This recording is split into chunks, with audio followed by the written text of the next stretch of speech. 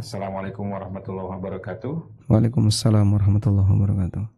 Anak seorang istri sudah pergi dari rumah hampir sebulan, tidak pulang ke rumah karena cekcok mulut, walaupun saya yang mulai duluan ke suami.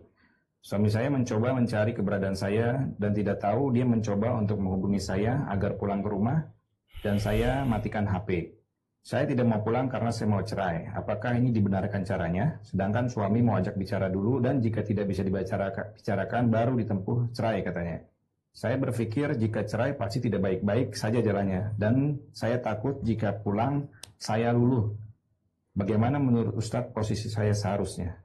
Dengan teks pertanyaan yang tadi Anda sampaikan, saya tidak tahu tentang latar belakangnya, tapi apa yang Anda lakukan ini perbuatan dosa besar.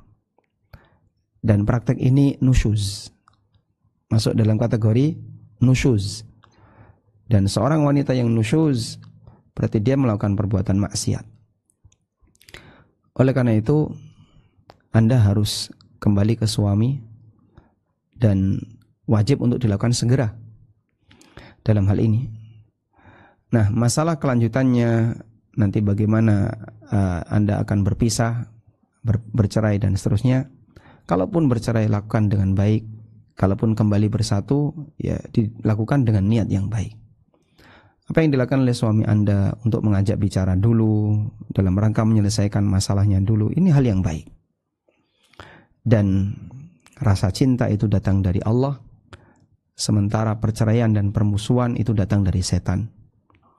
Sehingga kalau tiba-tiba Anda tetap bertahan, ingin memusuhi, membangun kedengkian dan kebencian, yang itu mungkin semakin membara, Anda takut nanti luluh kalau ketemu suami dan seterusnya, bisa jadi Anda sedang merawat bisikan setan.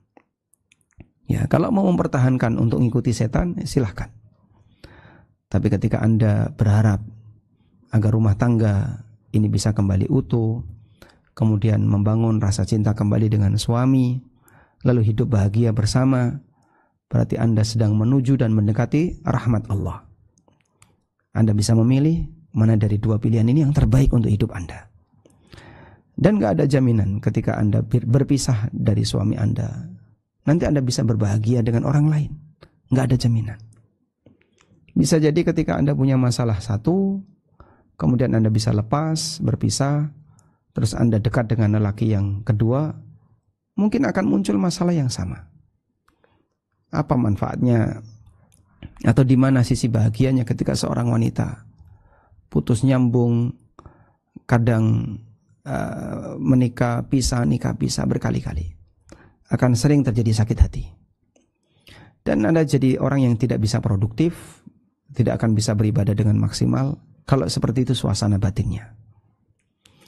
Sehingga sadari hidup tidak sekali, akan ada konsekuensi di akhirat bagi siapapun yang melakukan perbuatan maksiat, walaupun bisa jadi dia dalam posisi menang secara aturan di negara.